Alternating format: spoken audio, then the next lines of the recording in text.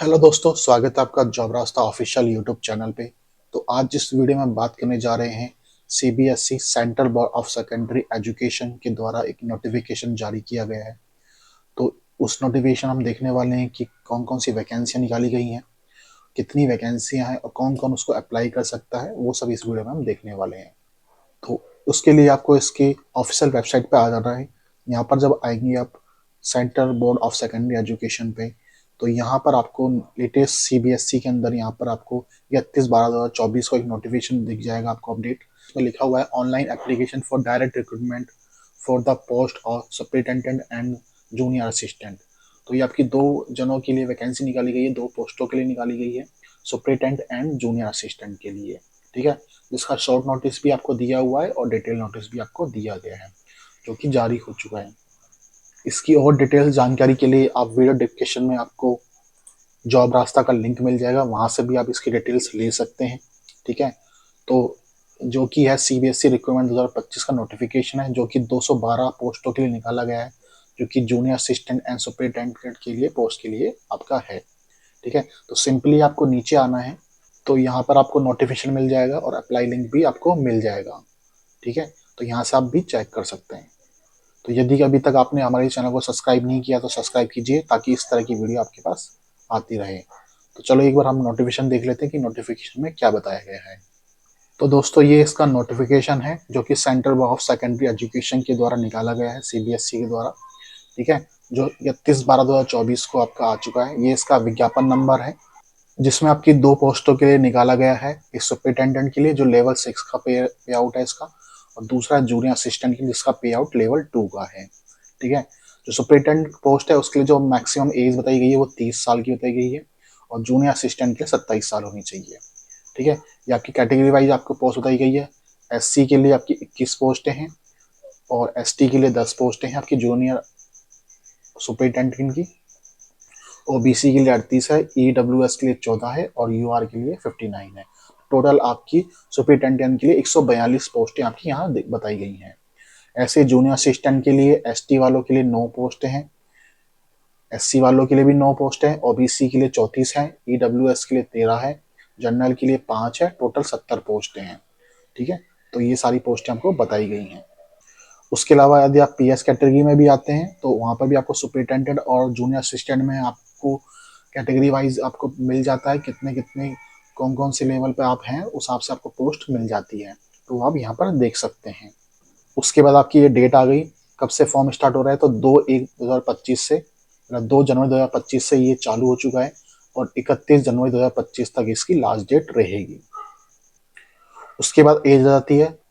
तो जैसे मैंने आपको बताया था, सुपरिटेंडेंट के लिए आपको 30 साल चाहिए और जूनियर असिस्टेंट के लिए आपको 27 साल चाहिए। बट यदि आप SC ST से हैं, तो उसमें आपको अपर एज में आपको 5 साल की छूट मिल जाती है। आप ओबीसी से हैं तो 3 साल मिल जाती है। पीएस कैटेगरी से हैं तो 10 साल मिल जाती है। ठीक है, तो ये सारी आपको मिल जाती है। इसमें आपको स्पेशली वुमेन के लिए भी दिया गया है 10 साल के लिए। ठीक है, तो ये अच्छी बात है कि वुमेन के लिए आपको 10 साल के लिए अपर एज में लिमिट मिल जाती है। ठीक है, फिर आपका पोस्ट हो गया। पोस्ट वाइज आपको क्या क्या आपकी रिक्वायरमेंट है क्वालिफिकेशन का, वो आपको यहाँ पर हो गया। जैसे सुपरिटेंडेंट है, उसमें आपके लिए बैचलर डिग्री आपके पास होनी चाहिए। साथ में आपके पास वर्किंग नॉलेज होना चाहिए कंप्यूटर या कंप्यूटर एप्लीकेशन में, जिसमें such as window, MS office होना चाहिए आपके पास। ठीक है, ये आपको नॉलेज होनी चाहिए। उसके अलावा आपका मेथड ऑफ रिक्वायरमेंट क्या है, उसमें आपका सबसे पहले आपका एक MQC बेस्ड एग्जामिनेशन होगा। साथ में आपका डिस्क्रिप्टिव टाइप एग्जामिनेशन होगा, रिटर्न। फिर आपकी टाइपिंग स्पीड भी आज में देखी जाएगी। इंग्लिश में आपको जो टाइपिंग स्पीड मांगी गई है वो 35 मांगी गई है, और हिंदी में आपकी 30 की होनी चाहिए।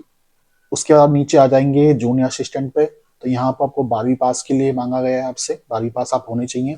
साथ में आपकी जो टाइपिंग स्पीड है, इंग्लिश में वो 35 होनी चाहिए और हिंदी में आपकी 30 होनी चाहिए। ठीक है, इसमें भी आपका जो मेथड ऑफ रिक्वायरमेंट है वो MQC बेस फॉर एग्जामिनेशन होगा। साथ में आपकी टाइपिंग स्पीड आपको मैंने बताया कि आपकी इंग्लिश में आपकी 35 होनी चाहिए और हिंदी में आपकी 30 होनी चाहिए। तो ये आपकी रिक्वायरमेंट है सुपरिटेंडेंट और जूनियर असिस्टेंट पोस्ट के लिए। इसके बाद आपकी एग्जाम फीस आ जाती है। यदि आप जनरल से हैं, ओबीसी से हैं, ईडब्ल्यूएस से हैं, तो आपकी 800 रुपये फीस है। यदि आप SC ST से हैं, एक्स सर्विसमैन है, वुमेन है, तो आपकी कोई फीस नहीं है। उसके बाद आपका एग्जामिनेशन हो गया कि आपको क्या क्या आपके उसमें आएगा आपका। तो सबसे पहले आपका हो गया टीयर 1, ठीक है, ये सुपरिटेंडेंट के लिए आपका पोस्ट के लिए टीयर 1 आपका हो गया।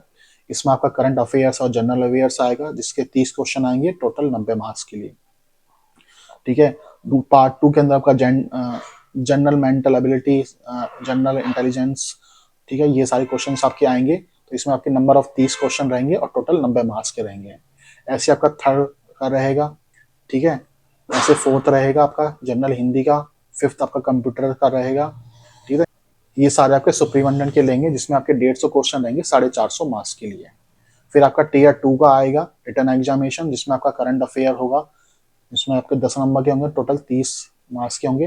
ये आपके ऑब्जेक्टिव टाइप और डिस्क्रिप्टिव टाइप, ठीक है, दो तरह के होंगे।